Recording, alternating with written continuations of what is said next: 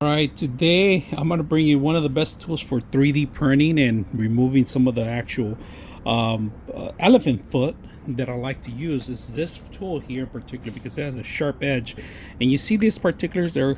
There's a little side of the PLA. It's hard to remove, so what I like to do is just run it through. If you see that, not that much to do, just like that. Make sure you're doing it away from you. All right, and that's all it takes. Just run it once, and look at that. Comes off the whole thing, and you run it. This is perfect if you're gonna 3D print. Perfect tool for that. And if you get stuck, just pull it a little bit, and that's it.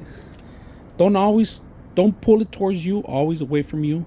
That's one lesson to learn. All right, because you don't want to get cut. You just run it a couple times, trim it down. Look at that. Run it again. Trim it down. This is the elephant foot, they call it, from the actual 3D print.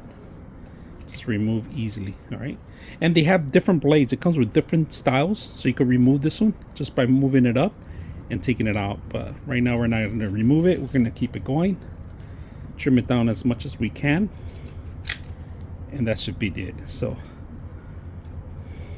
perfect tool. We're going to do another. This one in particular is up here, so I'm going to run it here.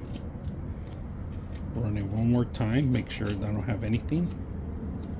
99.6 of you are not subscribers in my channel. I hope that the content helps you out and that you find it very useful, and I hope you hit the like and subscribe.